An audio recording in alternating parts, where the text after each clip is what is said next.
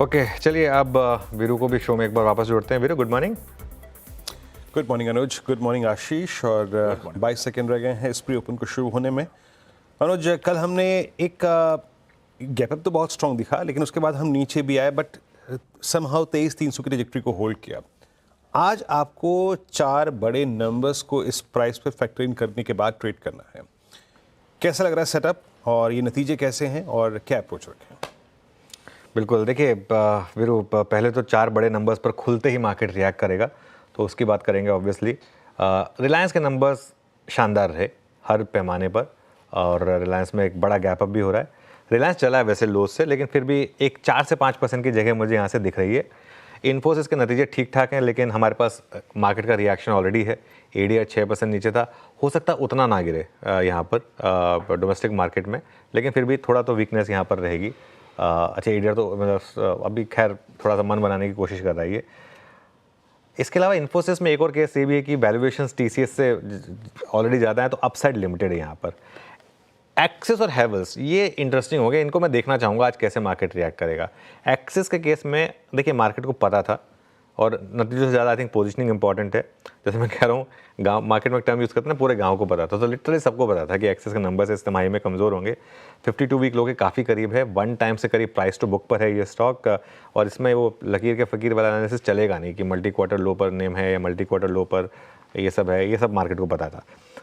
हाँ, हैवेल्स की जहाँ तक बात है ना, मैं बताऊँ हैवेल्स खुलेगा भले ही गैप डाउन, लेकिन मैं नेगेटिव नहीं होऊंगा हैवेल्स पर। मैं शॉर्ट की सलाह नहीं दूंगा हैवेल्स पर, स्पेशली अगर 10% नीचे खुले तो, क्योंकि ऑलरेडी प्राइस में है बहुत कुछ और स्टॉक ऑलरेडी काफ़ी एक्चुअली गिरा है।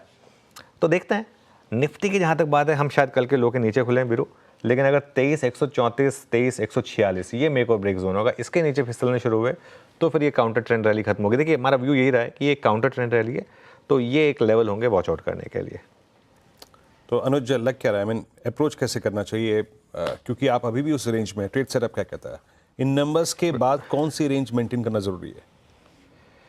बिल्कुल, देखिए ये जहाँ तक बड़ा ट्रेंड है वो अभी भी कुल मिलाकर नेगेटिव है, और ये बड़ा ट्रेंड बदलने के लिए 23,650 के ऊपर बंद होना ज़रूरी है बेसिकली निफ्टी पर। और इस समय एक काउंटर ट्रेंड रैली चल रही है, अभी इस रैली को आप इसी तरीके से अप्रोच करिए। इस रैली में आपको फंसने की गलती नहीं करनी है, बेसिकली इस चीज़ का ध्यान रखना है। इस रैली में जितना हो सके फंसी हुई पोजीशन से निकलिए, खासतौर से वो शेयर जहां पर आप हाइज में गलती से फंसे हैं उनमें। हाँ, 23,650 के ऊपर अगर कुछ समय बिताए निफ्टी, तो शायद एक ट्रेंड बदलने की शुरुआत होगी, तब आप चाहें तो बड़ी खरीदारी कर सकते हैं। एक और बात, इस मार्केट में ना शॉर्ट करने के लिए भी तैयार रहें वापस। जैसे हम बार बार कह रहे हैं कि बड़ा ट्रेंड अभी भी नेगेटिव है। अगर रीसेंट लो टूटे तो 22,000 का भी रास्ता ओपन होगा। तो एक तरफा व्यू मत रखिए, मंदी या तेज़ी का, दोनों तरफ ट्रेड लेने के लिए तैयार रहें इस मार्केट में बेसिकली। ओके, अच्छा अनुज, इन चारों में कोई खास critical aspect, Infosys, axis, Reliance, मतलब एग्जैक्टली करना क्या है इनमें चारों में से? पिक कुछ करना है क्या, या फिर कुछ सेल? हाँ, देखिए मैं जैसा कह रहा हूँ कि रिलायंस पे तो हम बियॉन्ड पॉइंट ज़्यादा कमेंट करेंगे भी नहीं वैसे भी, क्योंकि हमारा ग्रुप कंपनी है इसके लिए। लेकिन रिलायंस मेरे ख्याल से आउटस्टैंडिंग नंबर था। देखिए जो आउटस्टैंडिंग है वो आउटस्टैंडिंग है, लेकिन अभी 5% के गैप अप पर खुल रहा है, उसके बाद क्या करना है ये कॉल आपको फाइनेंशियल एडवाइजर बताएगा आपका, मैं नहीं उसमें कुछ वो करने वाला हूँ। आई थिंक एक्सिस और हैवेल्स ये दो ऐसे नंबर्स हैं जहाँ मुझे लग रहा है कि पोजिशनिंग इतनी बेरिश है कि अगर आप बड़े गैप डाउन पर इनको सेल करेंगे तो आप शॉर्ट सेलर को मौका देंगे बाहर निकलने का। जो मैंने उस दिन मनापुरम के लिए बात की थी, मैं यही बात इसके लिए भी कहूँगा।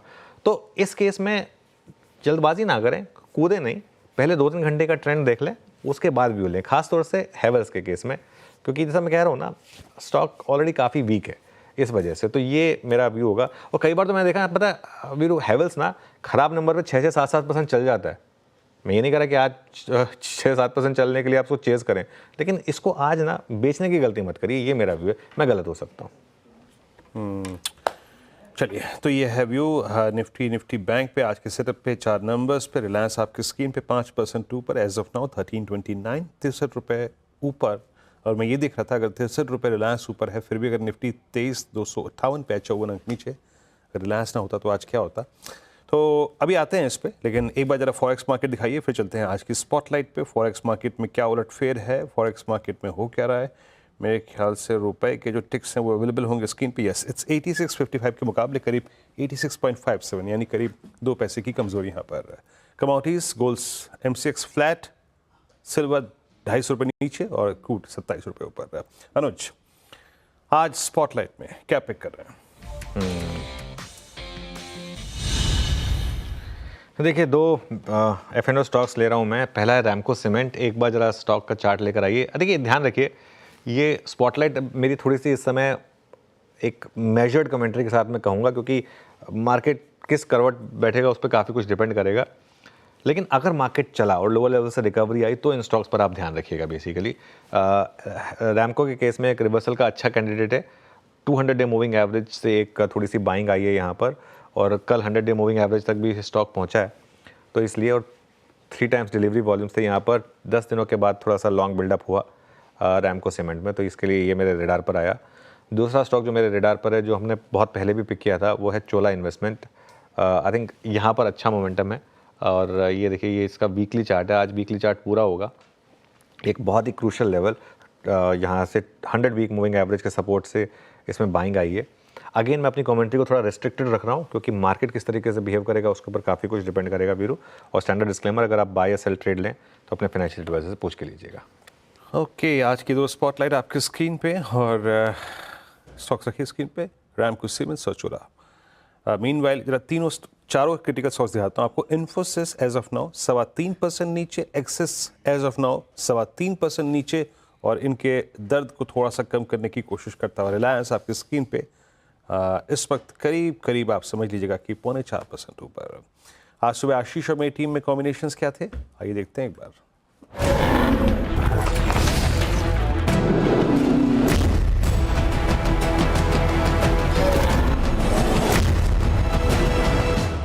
टीम्स मेरी जो थी वो आपकी स्क्रीन पे हैं।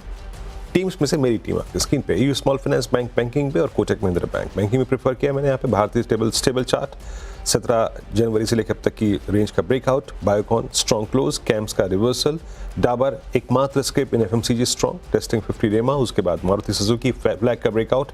SBI में कल स्ट्रॉन्ग बाइंग थी। SRF केमिकल बास्केट में एक मल्टी ईयर रेंज ब्रेकआउट की एक्सपेक्टेशन, और MCX ने कल अपना लास्ट ईयर एवरेज टेस्ट किया। आशीष, मेरी 10 की टीम सब किसी न किसी वजह से आज रेडार पे हैं। एक हैवेल्स थोड़ा सा ठंडा परफॉर्मेंस, खास तौर पे मार्जिन्स में डिसअपॉइंटमेंट, इसीलिए लाल करा। उसके अलावा TVS motor, metro brands, BPCL, MobiKwik, Bajaj health care, LMW, फिन्योटेक, सोना BLW, एंड्योरेंस टेक्नोलॉजीज, अलग अलग रीजंस की वजह से सब इन ग्रीन।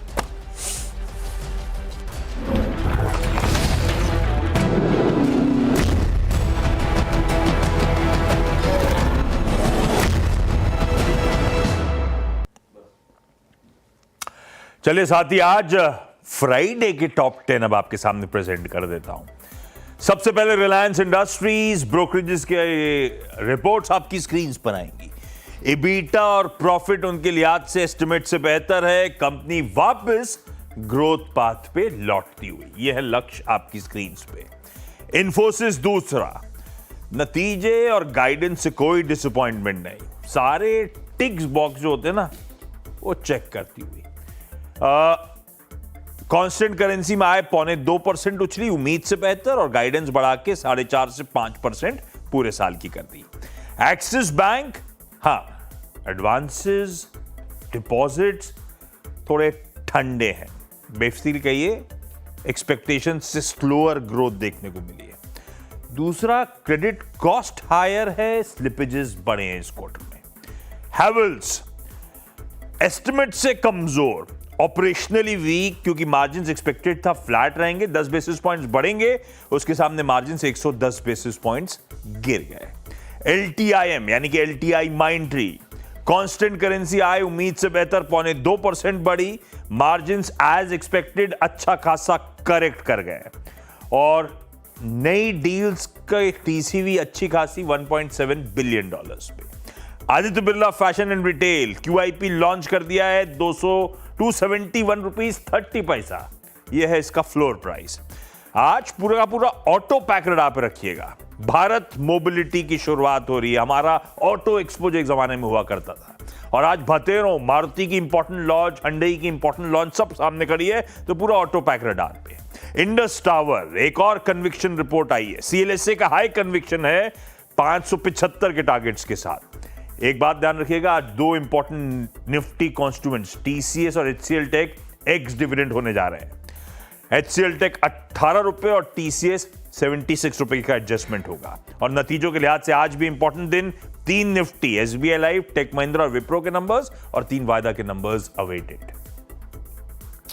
शुक्रिया आशीष इस पूरी चर्चा के लिए और नंबर्स स्क्रीन पर रखने के लिए। अनुज, अब आते हैं लेवल्स टू वॉच। ओपनिंग ठीक ठाक है अनुज, कोई बहुत कोलैप्सिंग बिहेवियर है भी नहीं। 23,277 Nifty. Levels to watch, approach Nifty bank पे अनुज। बिल्कुल, देखिए वीरू, जहाँ तक अप्रोच की बात है, निफ्टी में पहला सपोर्ट आपको कल के लो का मिलेगा, जिसके हम शायद नीचे खुलने की तैयारी कर रहे हैं 23,272 की, और उसके बाद 23,130 से 23,150 ये ट्यूसडे और वेंसडे के लोज हैं। अगर मार्केट घूमा और रिलायंस के दम पर अगर मार्केट ने थोड़ा अपटेक दिखाई तो 23,400 से 23,500 जो कि कल का हाई था और 10 डे में था, वहाँ पहली रेजिस्टेंस और बड़ी रेजिस्टेंस 23,500 से 23,600 पर मिलेगी आपको ऑप्शन जोन। मेरे ख्याल से पहला 1 घंटा दे दें, किसी ट्रेड में जंप ना करें। अगर आपने लॉन्ग कैरी किए हैं तो 23,130 का एक स्टॉप लॉस रखें। अगर BTS लॉन्ग्स हैं तो थोड़ा सा और आपको हल्का सा ऊपर रखना पड़ेगा वो स्टॉप। 23,300 के पार अगर निकलें तब आप थोड़ा कंफर्ट मिलेगा शायद वापस लॉन्ग क्रिएट करने का, और शॉर्ट के लिए भी तैयार रहें अगर 23,130 टूटे। बैंक निफ्टी की जहाँ तक बात है, जो बात मैंने कल भी कही थी मैं आज भी कहूँगा, बैंक निफ्टी एक बहुत ही अनट्रेडेबल इंस्ट्रूमेंट बन चुका है, क्योंकि यहाँ पर अब देखिए कल बहुत लोगों का मन हुआ होगा कि इसको कैरी करें, और आज सुबह खुलते ही 300 पॉइंट नीचे खुल रहे हैं। एक्सिस बैंक क्या करेगा, उसके चलते बाकी बैंक्स क्या करेंगे, इसके ऊपर बहुत कुछ डिपेंड करेगा। अभी के लिए एक्सिस बैंक 3-3.5% गैप डाउन पे खुल रहा है, तो इसको छोड़ दें कुछ टाइम के लिए। ये बड़े प्लेयर्स का इंडेक्स है, आप इसमें थोड़ा टाइम अवॉइड करें तो बेटर रहेगा। बिग स्टॉक्स अनुज, बिग स्टॉक्स में आज क्या क्या इंक्लूड किया है कंसिडरिंग नंबर्स और रिपोर्ट्स और व्यू के मुताबिक? बिल्कुल, बिग स्टॉक्स में काफ़ी स्टॉक्स हैं हमारे, एक्चुअली 5 स्टॉक्स हैं आज बिग स्टॉक्स में वीरू। सबसे पहले मैंने टाटा केमिकल्स लिया। ये सिर्फ मैं एक सोच पे लिया है कि अगर ये जो RBI ने इसको अभी भी टाटा सन्स को NBFC में क्लासीफाइड रखा है तो शायद उसका थोड़ा रब ऑफ मिलेगा आपको टाटा केमिकल्स पर, लेकिन गैप अप हो रहा है, उसको आपको ध्यान रखना है। हैवेल्स मैं न्यूट्रल ले रहा हूँ, क्योंकि मेरा ये मानना है कि Q3 के नंबर्स भले ही कमज़ोर हैं, लेकिन प्राइस पोजिशनिंग उसी हिसाब से है, और आप खुलते ही शॉर्ट ना करें, और लोअर लेवल से यहाँ पर रिकवरी आ सकती है स्टॉक में, और अच्छी खासी रिकवरी आ सकती है, ये मेरा मानना है। LTI माइंट्री को मैं ग्रीन लेके चल रहा हूँ, क्योंकि कोई नंबर्स में कंप्लेन नहीं है। हाँ, इन्फोसिस के नंबर्स के चलते रब ऑफ की वजह से अगर LTI माइंट्री नीचे खुले तो वो शायद एक मौका होगा। इंडस टावर को ग्रीन में ले रहा हूँ, एक बहुत ही बुलिश रिपोर्ट आई है CLSA की, पहले भी इसमें 1-2 बुलिश रिपोर्ट्स आई थी। यहाँ पर एक पॉजिटिव व्यू बन रहा है, 1% ऊपर खुल रहा है, और SBI कार्ड को ग्रीन में लेकर चल रहा हूँ। UBS की एक अच्छी रिपोर्ट आई है यहाँ पर एक अपग्रेड आया और टारगेट भी अच्छा खासा बढ़ा है इसके लिए। ये आज 5 बिग स्टॉक्स होंगे वीरू। 5 बिग स्टॉक्स आपकी स्क्रीन पे आज के, और SBI का आज से 1.5% स्ट्रॉन्ग ऊपर ओपनिंग की तैयारी करता हुआ। चलिए अभी काम करते हैं, इस प्री ओपन की बारीकियों को थोड़ा सा खंगाल लेते हैं। रिलायंस को छोड़ देते हैं। बाकी टाटा केमिकल्स में एक स्ट्रॉन्ग पुल बैक है करीब 22 अंकों पर। एक बार प्रकाश सर, इनफैक्ट जरा प्लीज़ इसका चार्ट रखिएगा लॉन्गर टर्म का आपकी स्क्रीन पे। प्रकाश, टाटा केमिकल को कैसे अप्रोच करेंगे आप? कल SRF में मूव था, नवीन फ्लोरिन में मूव था। टाटा केमिकल इंप्रेस कर रहा है आपको इस प्राइस रेंज में क्या? काफी गिरावट हुई है टाटा केमिकल में। Good morning to you. शायद यहां से एक अप्पू मिले, लेकिन ये अप्पू जो 4 दिन से नजर आता है, इसमें इतना कॉन्फिडेंस नहीं है। लेना है तो ले सकते हैं, 976 पर ट्रेड कर रहा है, स्टॉप होगा 960 का, वो जरूरी है। अगर अप्पू मिले तो शायद 1020 भी जा सकता है, लेकिन थोड़ा डाउटफुल अप्पू है इसमें। डाउटफुल है, और मैं ये प्रश्न इसलिए कह रहा था क्योंकि इसके अगेंस्ट अगर आप बाकी 2 स्क्रिप्ट्स को देखें, जिसका मैं SRF का जिक्र किया मैंने, या फिर आपका हो गया आपका नवीन फ्लोरिन, उनमें ज़्यादा स्ट्रॉन्ग और स्टेबल मूव थे। अभी भी अगर आप देखें उनके कल के एडिशंस अच्छे थे, आज काफ़ी हद तक फ्लैट ओपनिंग की तैयारी करते हुए हम। और 1-2 स्क्रिप्ट्स को यहाँ देख लेता हूँ जहाँ पर मूव अच्छे नज़र आ रहे हैं, उसमें लेके आइए एक बार। BPCL, सन फार्मा, अदानी पोर्ट्स आज भी स्ट्रॉन्ग है। टाटा कंज्यूमर करीब ₹4.30 ऊपर खुलने की तैयारी करता हुआ, और कहाँ पे L&T में एक स्ट्रेंथ हल्की सी है, करीब ₹16 ऊपर, आधा % की तेज़ी यहाँ पे। जुबिलेंट फूड्स कल के शार्प कट्स के बाद आज थोड़ा सा फ्लैट ओपनिंग की तैयारी करता हुआ। और जहाँ तक कोलैप्स का सवाल है, इन्फोसिस 4% नीचे, एक्सिस बैंक उसके बाद इसका इम्पैक्ट देखिए ओरेकल फाइनेंशियल सर्विसेज पे 1.25% नीचे 125 नुकसान है। पूरा आईटी आज ब्रेकफुट पे। लुक एट एचसीएल टेक्नोलॉजीज 19 रुपए नीचे खुलने की तैयारी करता हुआ।